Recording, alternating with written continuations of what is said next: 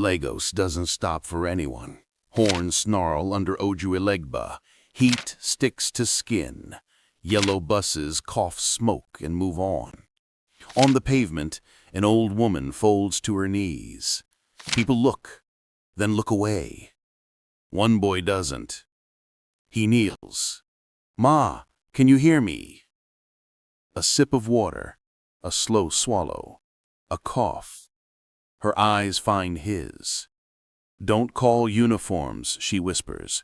Her fingers wrap his wrist with surprising strength. She presses something small and cold into his palm, a weight so light it should not matter, and yet it does. A folded scrap slides after it, damp with sweat. "If I sleep," Ikoyi, the name is inside. At the edge of the crowd, a man with a scar watches without blinking, phone to his ear, eyes on the boy. He does not come closer, not yet. Sirens whine through traffic.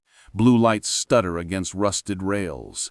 The boy glances toward the sound, then back to the woman whose breath is a thin thread. He did not come here for this. He just wanted to do one right thing.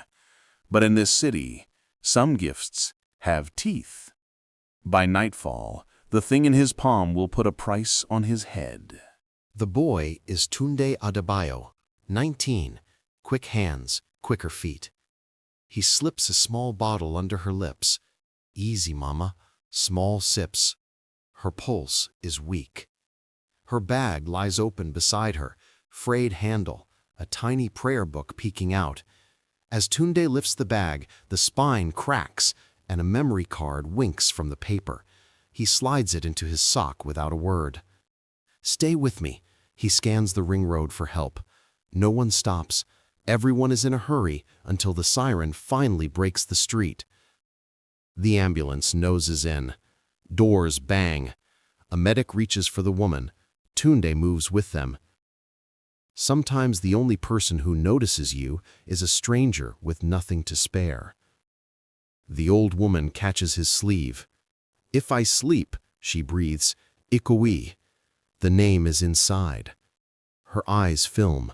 Her grip fades. The key bites his palm through sweat. At the curb, the scarred man shifts as if counting steps. He speaks softly into his phone and smiles without joy. "Sir, ride with us or step back," the medic says. Tunde climbs in and braces the woman's shoulder as the doors slam shut. He does not know why he cares this much. He only knows that if he lets go now, he will wonder forever. The ambulance pulls away into the heat. Outside, the scarred man swings onto a motorcycle. The engine snarls. He follows. Street life taught him to walk away. Today, he does the opposite. He keeps his hand closed around the key, feeling every ridge. Somewhere in Ikoyi, a door waits. Somewhere behind them, a promise of harm. By the time Tunde hears the name in Ikoyi, it will already be too late to turn back. Fluorescent lights hum over white tiles. Doors swing. The ambulance backs into LASUTH, Ikeja. Medics roll the stretcher. 74, female, collapse under Ojuelegba, a voice calls. Weak pulse, dehydrated. Tunde jumps down, staying near the old woman's shoulder. The air smells of disinfectant and rain on hot concrete. Monitors beep. A nurse fixes an oxygen mask. A doctor steps in. Calm eyes, brisk hands. "I'm Dr. Ugo. What happened?" "She fell. I gave water. She said not to call uniforms," Tunde says. His voice is steady, but his fingers shake. Dr. Ugo checks pupils, skin turgor, capillary refill. Likely dehydration and stress. We'll start fluids. Keep talking to her. Tunde leans close. "Mama, hear me? You're safe." Her eyelids float. Don't let them take my bag," she whispers. Tunde tucks the frayed bag under the stretcher rail. While the nurse turns, he slides his hand into his sock, pulls the tiny memory card, the folded scrap, and the brass key, and hides them deeper, under the insole of his sneaker. He presses the insole flat, and looks like any boy waiting on a bench. He opens the scrap just enough to read a name. Barrister Funke Ajayi, Ikoyi. One more line, cramped and urgent. Titles, fraud, white sand. A phone number trails off in a trembling scrawl. He swallows. Lawyers are for people with money. People like him don't get lawyers. But the woman trusted him, not uniforms. Sometimes the only hand you can hold is the one that tells you not to let go. A nurse touches his shoulder. You can wait outside. In the corridor, noise bounces off concrete. Aisha finds him, breathless, scarf loose around her neck. Tunde, someone's asking for a boy with a key, tall, scar. He flashed money at the gate man. Tunde peeks through the glass. The scarred man is at the entrance, talking low, eyes never still. Scorpion. He has the patience of someone who knows the door will open. We can't stay, Tunde says. I won't leave you, Aisha answers. He slips back to the bedside for one more look. Drip set, oxygen steady. Dr. Ugo writes orders, then speaks softly without looking up. Whoever you're hiding from is not a good idea. Keep valuables off you. Keep moving. Sir, she gave me something.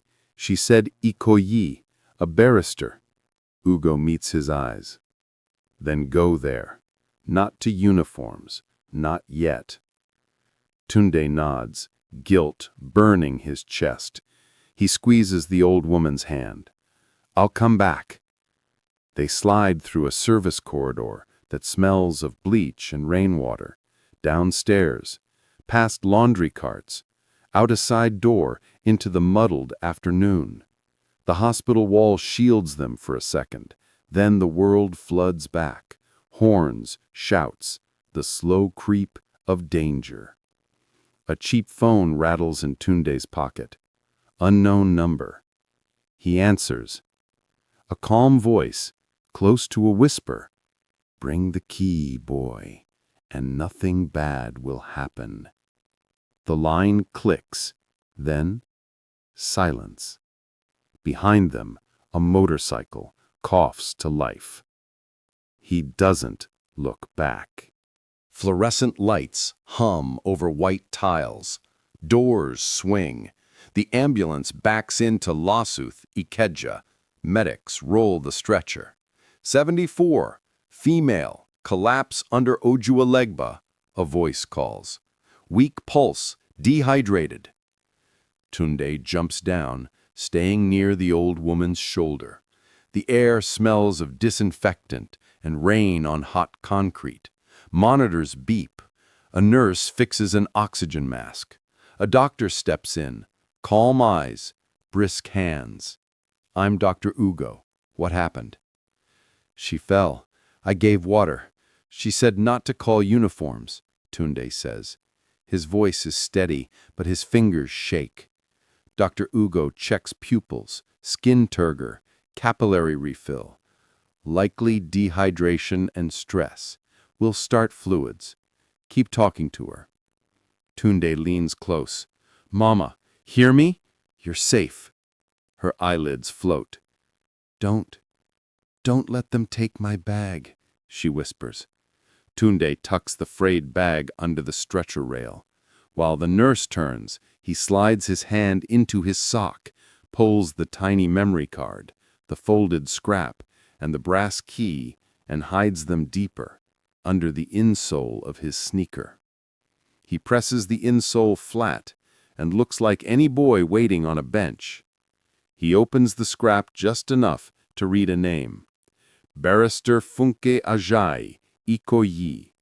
One more line, cramped and urgent. Titles, fraud, white sand. A phone number trails off in a trembling scrawl. He swallows. Lawyers are for people with money. People like him don't get lawyers. But the woman trusted him, not uniforms.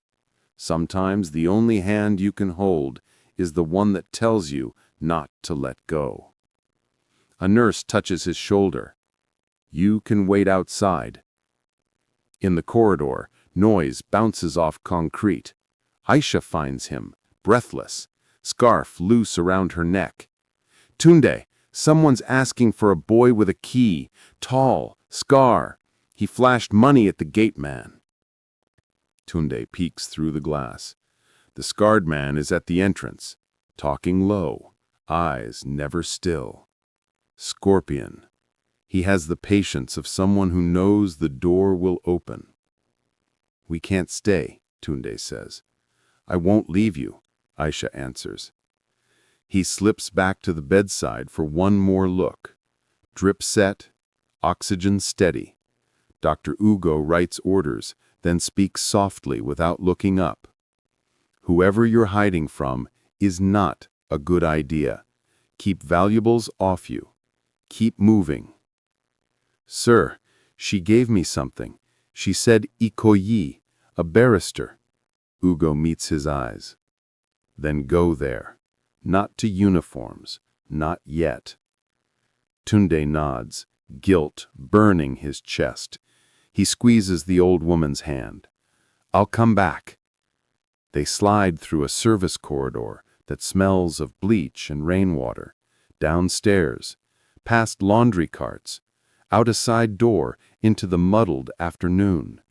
The hospital wall shields them for a second, then the world floods back. Horns, shouts, the slow creep of danger. A cheap phone rattles in Tunde's pocket. Unknown number. He answers. A calm voice, close to a whisper. Bring the key, boy, and nothing bad will happen. The line clicks, then silence. Behind them, a motorcycle coughs to life. He doesn't look back. They don't stop moving until Aisha pulls Tunde into a cramped back room above a tailoring shop off Itae Road. The room smells of starch and hot iron. A single fan ticks like a tired clock. Tunde drops onto a low stool, peels off his sneaker, lifts the insole, and slides out the brass key, the tiny memory card, and the folded letter. Sweat has blurred the ink at the edges. He breathes once, steadying his hands, and opens the paper fully. Barrister Funke Ayayi, Ikoyi, a number. Below it, tighter writing. Forged titles, White Sand Holdings, evidence enclosed. Another line, underlined twice. If I don't make it, give to Barrister Ayayi or Detective Okeke, SCID Ponti. Not uniforms. The words pull him backward 6 years. Heat like a fist, petrol in the air. The Otedola Bridge is a river of screaming metal. A tanker lies broken, fire eating its sides. His father's arm shoves him toward the shoulder, run, while his mother yanks at a door handle that won't budge. Cars pop like corn. The sound is wrong, too loud, too close. Hands grab him. He slips free. He's back at the window, smoke clawing his throat. A uniformed man blocks him. Back, back! But all Tunde sees is his mother's face pale behind glass. The fire tilts, the sky turns orange, and a wave of heat lifts him off his feet. When he wakes, his ears ring. There's no car, no parents, just cinders and a crowd that looks without looking. After that, he learned the city's edges, odd jobs around Surulere, carrying crates at the market, running messages for drivers, nights under pedestrian bridges, coins hidden in his sock. He learned to fix cracked screens and charging ports from a boy in Idi Araba, fingers quick, eyes quicker. He learned which questions to answer and which to dodge.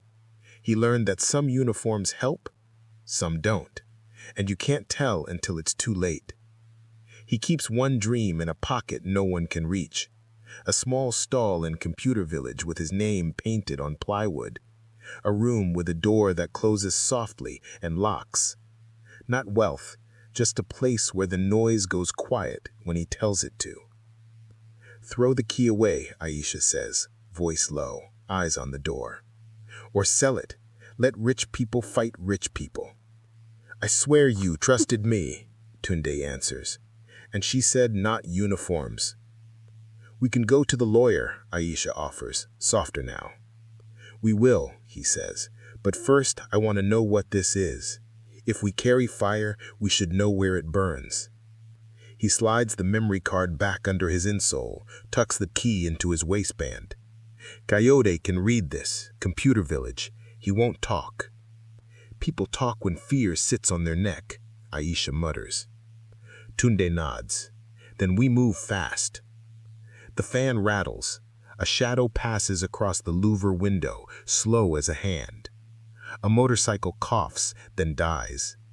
The door handle turns, stops, turns again. Knuckles tap patient, like someone counting to 10. A calm voice slides through the wood. Open, boy. Let's collect what isn't yours. They slip out the back, down a metal stair that shivers under their weight, and cut through a lane where solder smoke and pepper stew fight in the air. Aisha leads, head down, scarf tight. Tunde keeps one hand on his shoe, feeling for the insole, as if touch alone can lock a secret in place. Computer Village swallows them whole. Ojuelegba Street alive with tarps, generators, and 1,000 voices. Original, screen guard, 2-5. Men clap chargers together like cymbals. Women balance boxes on their heads. Cables spill from plywood stalls in neon rivers. Coyote's kiosk is 3 sheets of plywood in a dream. He looks up from a cracked motherboard, grins quick, then sees their faces and loses the smile. Who's hunting you? No names, Aisha says. Reader first. Coyote pulls a USB reader from a tin, pops it open with his thumbnail.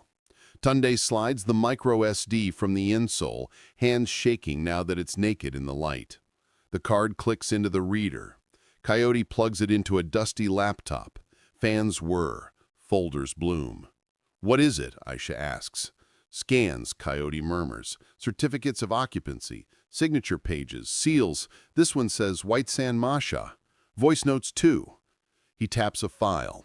A man's voice fills the tiny space, low and confident, naming a bribe like it's a grocery list. Coyote's eyes flick up. Guy, this is heat. Copy everything, Tunde says. Coyote drags folders to the desktop. A bar crawls across the screen. Outside, a generator coughs twice and dies. The stall dims. The bar pauses, then crawls again. Aisha peeks through a slit in the tarp. 2 men, leather jackets, not buying. They shoulder through the opening a breath later, knocking a rack of phone cases to the floor. One blocks the aisle, the other reaches for the laptop. Coyote snaps it shut and slides it under the table with his foot. Shop is closed, he says, voice steady, eyes not. Tunde grabs the reader, yanks the microSD free, and runs. The aisle is too narrow. He vaults a crate and bursts into sunlight, stalls giving way to rooftops stitched with tin. Feet thud behind him. He takes the first ladder he sees, palms burning, and scrambles onto a rooftop where tarps beat like sails. A banner flaps loose, advertising cheap data. He sprints, leaps to the next stall, lands hard, pain ringing up his shins. Stop! A voice barks behind him. He doesn't. He cuts left where the tin dips, slides on dust, and catches himself on a pole. The alley below is a tight vein of shade and bodies. He wraps the banner around his forearms and swings. For a heartbeat, the world goes weightless. He drops into a stack of foam, rolls, and bursts out through a curtain of hanging chargers. A Danfo bus squeals to a halt. Tunde dives in. The bus lurches. Aisha appears at the back door breathless and pulls herself inside before it slams. 2 men shove into the traffic on foot, then vanish in the exhaust. For 1 second, there is air. Tunde presses back against the seat, chest heaving. He opens his fist to check the card. His fingers close on air. He pats his pockets, then his waistband, then his socks. He drops to his knees in the aisle as the bus bumps over a pothole, eyes raking the floor for a glint of black plastic no bigger than a fingernail. Nothing. Aisha grips the rail, knuckles white. "Tunde!" He looks up, empty hand shaking. The card is gone. Traffic funnels toward Marina, the air sharp with salt and diesel. Tunde and Aisha weave through suited office workers and porters pushing carts stacked with cartons. The key sweats in Tunde's fist. Losing the card felt like losing a heartbeat. The only hope left is the brass between his fingers. A sign points toward Marina Jetty Storage. Inside a cramped office, an older clerk looks up from a ledger. His glasses balance at the end of his nose, a fan stirring papers into slow waves. Tunde places the key on the desk. "Please, sir, do you know BC Adetayo?" The name hangs like a test. The clerk's eyes sharpen. He closes the ledger carefully, like someone shutting a chapter he's read too many times. He says, "Mama BC used to keep records for people who had none. If she sent you, it is not by accident." He takes the key, scans a wall of metal doors, and leads them down a corridor that smells of rope and damp wood. He stops at door 23C. The key turns with a stubborn click. Inside, a battered tin box sits alone, its lid tied with a faded ribbon. Aisha breathes out, half prayer, half relief. Tunde unties the ribbon and lifts the lid. An old ledger lies on top, its edges softened by years. Under it, a gray USB drive taped to cardboard, and a folded sheet mapped with lines and circles across Lagos Island and the mainland. Aisha runs a finger over the map. These are properties. Names cluster at corners. Masha, Oniru, Yaba, Isolo. Some are marked with small crosses. The ledger opens to neat, careful handwriting. Dates, signatures, receipt numbers, and notes that match the map. Tunde turns the USB in his hand like a promise. The card may be gone, but here is its twin. He slips the drive inside his belt, feeling its small, stubborn weight. The ledger pages whisper as Aisha photographs each sheet with her phone, just in case. Mr. Ade watches the corridor. "Hurry," he murmurs. "Men asked questions. I told them nothing. But this matter stayed too long." He hands Tunde a brown envelope. "She left this." Inside is an ID copy and one line. "If the card is stolen, the truth still floats." Tunde almost laughs. Someone expected the worst and prepared. Footsteps drum at the far end. Two men in dark shirts enter the corridor, eyes hard, shoulders angled to block retreat. Behind them, a third silhouette pauses, then smiles. The scar on his cheek catches a strip of light. Scorpion has found their river. Mr. Ade kicks a trolley, boxes tumbling loud enough to turn heads. "Go," he snaps, louder than he means to. Tunde grabs the ledger, Aisha clutches the map, and they sprint through a gap as ferry passengers flood the hallway like a tide. They reach the pier as a ferry pulls off. Tunde jumps, Aisha follows. They hit the deck, and Scorpion clears the gap, lands behind them, smiling. The law office in Ikoyi smells of paper and rain. Shelves climb the walls. Case files sleep in neat stacks. A brass plaque reads, Funke Ajayi & Co. The door clicks shut behind Tunde and Aisha. Their clothes are still damp from spray off the marina. Their breaths come short, like the chase is still running inside their ribs. A woman in a navy suit steps out from behind a desk. Calm eyes, no wasted motion. "I am Barrister Funke Ajayi. Who sent you?"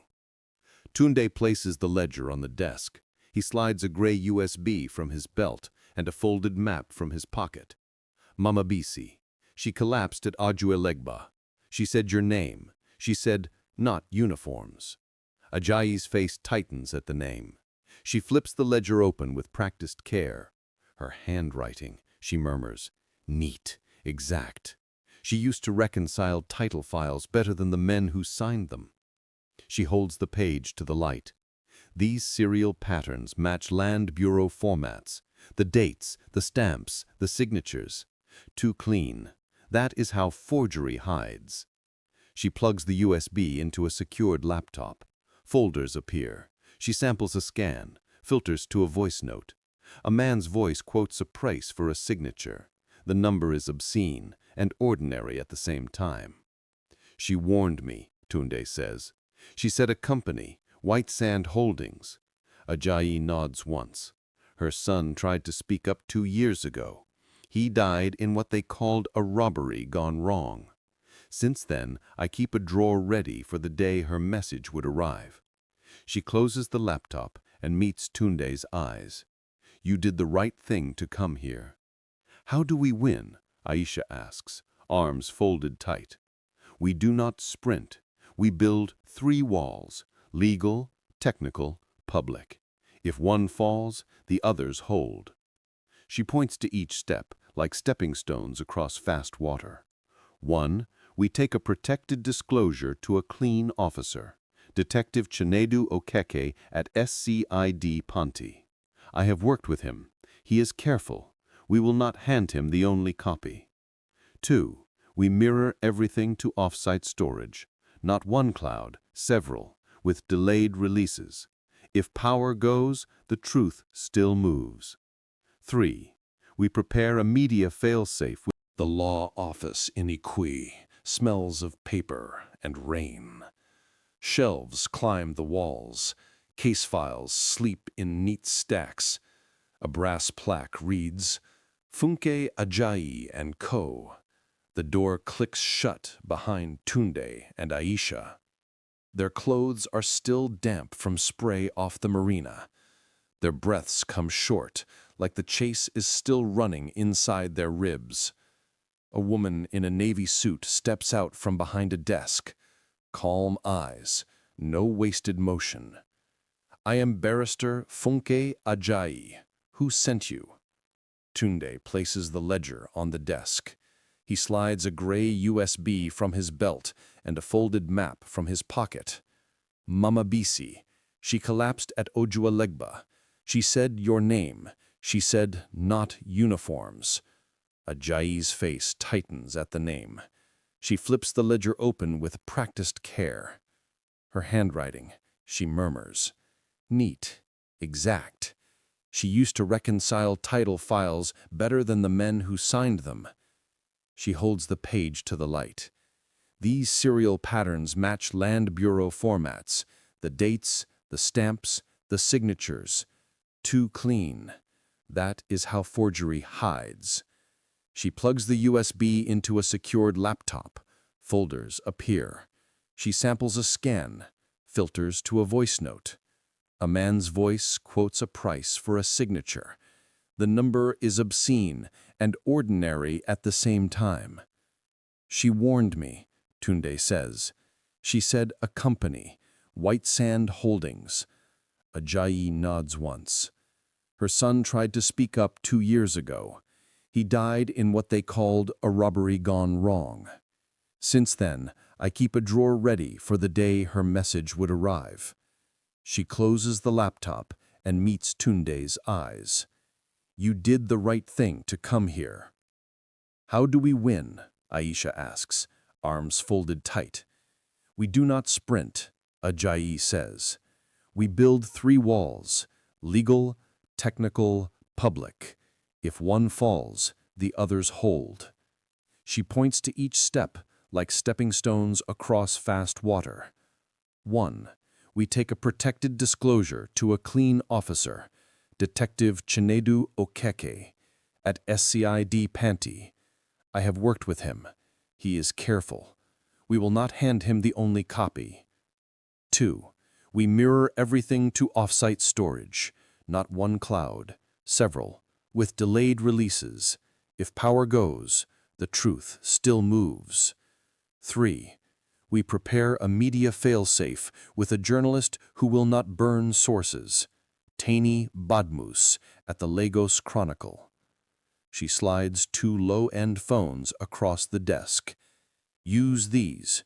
Your lines are already compromised. Assume any call can be heard. Do not travel alone. Do not repeat routes. Windows are not your friends. Curtains stay closed. Aisha lifts her chin. I stay with him. Ajayi nods. Good. He needs eyes that know the street. You will also need a calm voice when the world starts shouting. She dials, waits, speaks softly. Chinedu, it is Funke. I need you. Quietly. A pause. Yes. Today. Not the front door. She hangs up and turns back. We have a window. We will meet him inside Panty. We will not announce ourselves. Bring only the clone. The ledger stays here for now. Tunde shifts. They followed us at the jetty. A man with a scar. Ajayi looks through a narrow slit in the curtain. A dark sedan idles across the street. She snaps the curtain shut. Then we use the service stairs. We leave separately. We do not run unless we must. She hands Tunde a sealed envelope. If someone stops you and says it is official, hand them this before anything else. Sometimes the only way to stay clean is to plan for being framed. They step into the corridor. The air feels colder here, like the building knows something. Elevator doors open too fast. Uniforms spill out, boots heavy on tile. The man in front smiles without warmth. Sergeant Musa Gambo, you're all coming with us. Gray corridor, chipped paint, fans complaining. The sign reads SCID, Panty. A door opens to a square room, one table, 4 chairs, a glass that might be a mirror. Sergeant Musa Gambo drops a file onto the table and smiles like he already knows the ending. Names, items, hand them over. Barrister Ajayi keeps her hands folded. My clients are here by invitation, Sergeant, not by arrest. You'll get a list when your superior signs for it. Gambo leans toward Tunde. The key, the flash, now. Tunde feels the press of plastic under his belt. He hears his own breath. He says nothing. Aisha shifts her chair, placing her knee against Tunde's, a small touch that says, "Don't move." The door opens again. A taller man in plain clothes steps in, sleeves rolled, expression unreadable. "Sergeant," he says mildly, "I'll take it from here." Gambo doesn't move. "Detective Okeke, with respect, this is my room." "Not today." Okeke holds the stare until Gambo looks away. "Give us the room." Boots drag on tile. The door shuts. The room exhales. Okeke sits, palms open on the table. "Tunde Adebayo," he says softly. "Mama Bisi gave you something because she didn't trust the building I work in. That's not an insult. It's accurate." Ajayi watches him. "You knew she would send someone?" He nods. "I knew she tried before." He nods toward the ledger. "Her complaint vanished. Files moved. People got promoted. I am still here." He lowers his voice. "White Sand has friends. Some wear suits. Some wear our uniform." Tunde's jaw tightens. "So if I give you this, it disappears." "If you hand it to the wrong hands, yes," Okeke says. "If you hand it to me, we do it clean. But clean is slow, and while slow moves, someone will reach for you." Aisha says, "Then we don't hand anything." Okeke shakes his head. We hand a decoy. He slides a notepad across and draws 3 lines. We register a harmless copy into evidence. We let one person hear a fake transfer route, Marina to Balogun, midday. We watch who shows up. When they bite, internal affairs bites harder. Meanwhile, the real files leave this building by a door nobody is watching. Ajay considers. Chain of custody? I'll sign my name to the copy, Okeke says. On record, I want the fight to be loud when it starts. Tunde studies him. He thinks of the day strangers called his name on Ojuelegba Bridge and no one answered. Trust is a door you open with shaking hands. He nods once. We try it your way. Okeke's phone buzzes. He reads, frowns, slides it face down. Stay in this room. Do not open the door for anyone but me. The handle turns before he finishes. Sirens fought the traffic on Broad Street, then gave up. The convoy rolled anyway, one dusty Hilux in front, one behind, tinted in the middle. Midday heat hammered the roofs. Horns barked. Balogun Market boiled over the gutters and into the road. In the middle truck, Okeke leaned in a fraction. "Swap," he said softly. He slid a constable into the window seat, shoved a cap into Tunde's hands, and buttoned Tunde into a plain shirt. "When the shout comes, go left, not right. Aisha is already outside." His eyes held Tunde's for a beat. "Don't be brave. Be gone." The shout came before the trucks cleared the fabrics. A handcart toppled. Bales of Ankara avalanched across the lane. Someone threw a firecracker that sounded like a gunshot.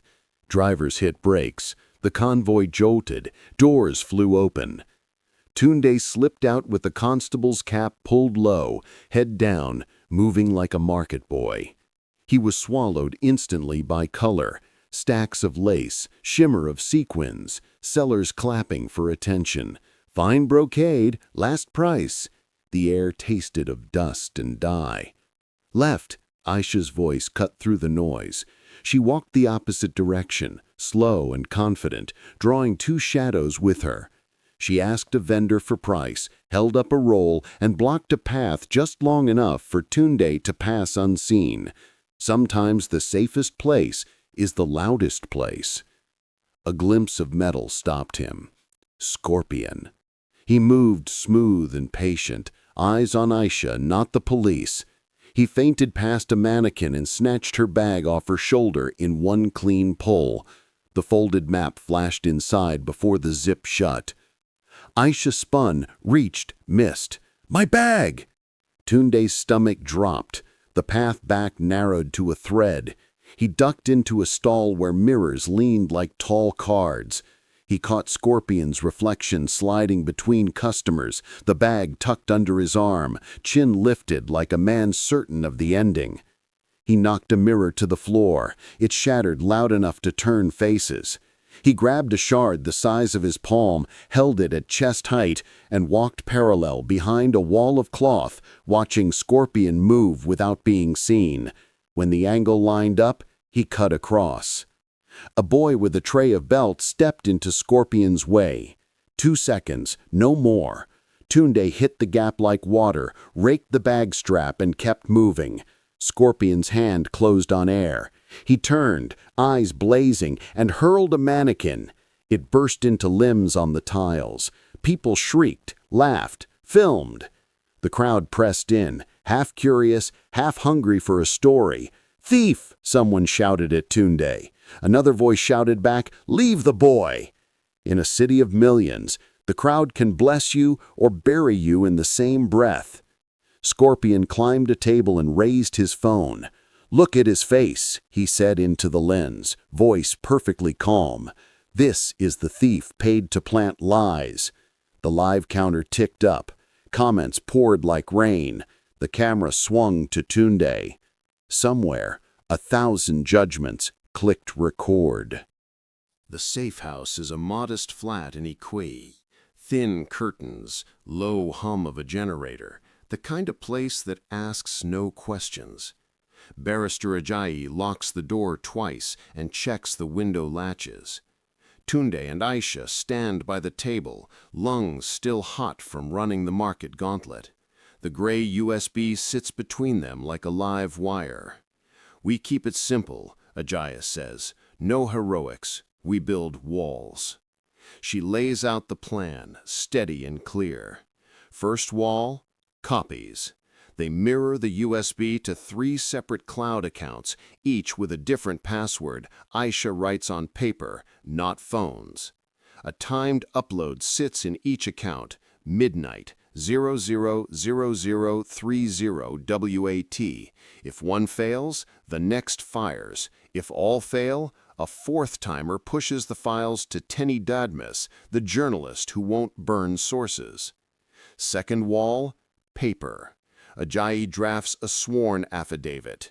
"You say what you saw, what you received, and what you did next," she tells Tunde. "Not what you fear, not what you guess. Truth is heavy enough." He nods, fingers smudged with ink as he signs. In a corner, Aisha photographs every page and tucks the copies under the lining of her backpack. Sometimes the safest vault is the one no one thinks to search. Third wall, public light. Tenny rings in by voice only. "If the timer fails, I go live. But I need 10 seconds of plain truth on camera. No drama, just you." Ajayi turns her phone to airplane mode and sets a small tripod on the table. 3 lines, she coaches. 1, your name and where this started. 2, what the old woman gave you. 3, that you handed the evidence to a lawyer and a clean officer. That's it. Tunde breathes in, breathes out. "My name is Tunde Adebayo. Today at Ojuelegba, I helped an old woman. She put a key and a drive in my hand. I brought the evidence to Barrister Funke Ajayi and Detective Chinedu Okeke. Some men tried to take it. We did not let them." Ajayi's second phone buzzes. Okeke. "Internal Affairs is watching Gambo," his text reads. "We need one more mistake on record. Don't move until midnight." Another message follows. "I'm close." Dr. Ugo calls from LASUTH, voice soft over the generator. "She stabilized. She asked for the boy with quiet hands." Tunde closes his eyes. "Tell her I'm coming." "Not yet," Ajayi says gently, covering the mouthpiece. "Give her morning. Give the truth a head start." Outside, a car idles, then drives on. The room settles into the rhythm of waiting. The router light blinks green, green, green. Aisha tapes the edges of the map flat and traces a finger from Masha to Uniru to Yaba, memorizing the trails like escape routes. Sometimes the way out is just a line you keep in your head until your feet can follow. The lights flicker, the generator coughs, power dies, the router goes dark. Tunde moves for the plug. "Don't touch the window," Ajayi warns. A red dot appears on the far wall, small as an insect. It crawls to Tunde's chest, pauses, then slides to the table. "Down!"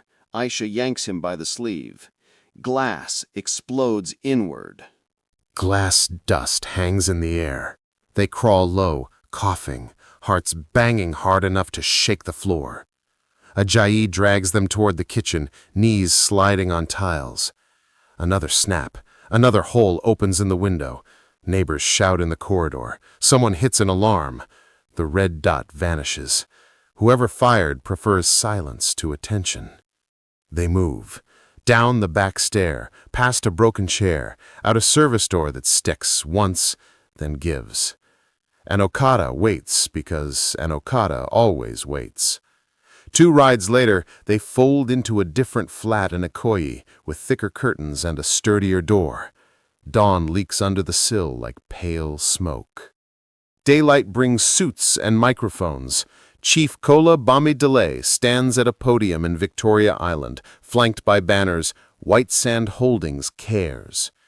Cameras frame his smile. He hands a large check to a housing charity and turns to the press. Last night, criminal gangs attempted to steal proprietary data from our offices, he says, smooth as marble.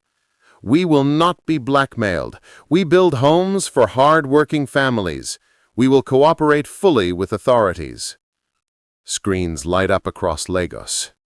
Clips cut the speech into shareable bites. The first version of a story often wins, even when it is the prettiest lie. Ajayi watches without blinking. We stay on plan, she says. Midnight. Then the truth can stand without us speaking over it. Tenny calls on a secure line. I need a second source or a public link, she says. If I jump too early, they bury it as defamation. OKK texts. Not yet. Internal affairs is in place. We need one more step from Gambo on record. Tunde paces the small room. He keeps thinking of Mama Bisi's voice, of the key biting his palm. They're painting me as a thief while we wait. Silence feels like guilt. A notification pings. Scorpion is live again. His face fills the screen, calm, camera tilted slightly up like a practiced host. We see a boy coached by enemies of progress, paid to plant forgeries, paid to smear. Look closely. He plays a slowed clip of the market scuffle, plucks frames that make Tunde look like he is taking, not protecting. Comments surge, hearts float, rage swells. Ajayi turns the sound down. People love a neat story. We will give them a true one. Clean lines, no shouting. She sets the tripod, checks framing, nods to Tunde. He speaks his 3 lines, steady, eyes clear. They save the file to 3 places and set the timers again. The laptop clock crawls toward midnight. You will want to speak, Ajayi says softly. Do not, unless the clock fails. 11:59. The room holds its breath. 12. The first scheduler spins. A beach ball turns. Then another. Then nothing. The upload stalls. The page flashes error. The clock keeps moving. Somebody cut the fuse, Tunde thinks, and not from here, which means the leak is closer than any of them guessed. The clock lies for the first time tonight. Midnight comes. Nothing moves. A page blinks error. The room holds its breath too long. A knock. 3 short, 1 long. Coyote slips inside, sweat on his brow, a backpack slung tight. Your timer didn't fire, he says, already opening his laptop. The safety check flagged a mismatch. When the file's signature looks wrong, the system freezes. Smart if you're cautious, bad if someone nudged the numbers. Can you fix it? Ajayi asks. Yes, but I need a clean line. He points at the dead router. Not this. Aisha checks the window, the street, the sky. 24-hour cafe on Ojuelegba. They leave the lights on. They move in shadows, 2 at a time, Coyote between them like a precious parcel. A car creeps past, then turns. The city watches, but pretends not to. The cafe hums with low music and blue screens. Night workers cradle mugs. Tunde plugs the laptop into a wall port. Coyote's fingers fly, patient and exact. We'll bypass the schedule, he murmurs. Direct push. No more pretty clocks. Outside, headlights sweep across glass. Aisha's shoulders tighten. We're not alone. 2 minutes, Coyote says. They don't have 2 minutes. A dark sedan glides by. Scorpion looks in as if checking a menu. He smiles, taps his phone, and rolls on. Sometimes the worst threat is the one that doesn't rush. "Send," Coyote whispers. Nothing. Then a bar crawls, stubborn but alive. "It's moving," he says. But if he cuts power here, it dies. Tunde grabs his phone. "Teeny," he says, breathing fast, "go live now. I'll give you proof." He bolts. Aisha curses softly and follows. The night opens into salt wind. Third Mainland Bridge rises ahead, a black ribbon across water. A traffic camera blinks on a pole like a patient eye. Tunde stops beneath it, holds his phone high to the lens, and speaks to a city that often looks away. "My name is Tunde Adebayo. Today I helped an old woman at Ojuelegba. She gave me a key and a drive. We brought the evidence to a lawyer and a clean officer. If anything happens to me, these files are already out." Teeny's voice is steady in his ear. "We're live." Screens light up. Ledger pages fill them. Scans too neat to be rumor. Then a voice note rolls, calm as evening. A man quoting a price for a signature, his name spoken by someone else in the room. Comments flood. Shares spike. A city that likes neat stories leans forward for a messy truth. At Ponte, Okeke watches the stream, then dials. Gambo answers on speaker to someone he calls Chief. Internal Affairs steps from a shadow. Cuffs click. The call ends mid-word. Back at the cafe, Coyote raises a thumbs up. "Sent." Sirens climb the night, growing louder, closer. Blue washes the glass. Aisha steadies the door handle. Rescue or another trap? Footsteps drum in the hall. Someone knocks once hard, and the sirens stop. Morning slips in like a soft apology for the night. The door opens, not a trap. Detective Okeke stands there with two clean officers and tired eyes that finally look relieved. He shows a warrant, not a threat. Gambo is in cuffs, he says. Internal Affairs caught him on a live call.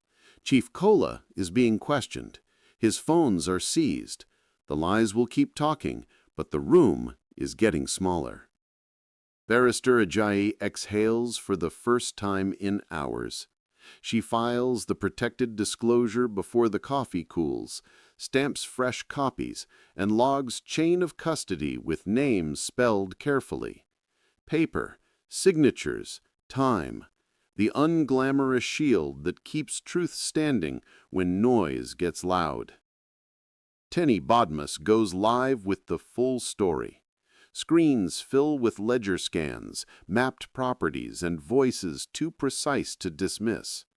Comment sections turn. Calls arrive from radio shows. A statement from the governor's office promises an inquiry.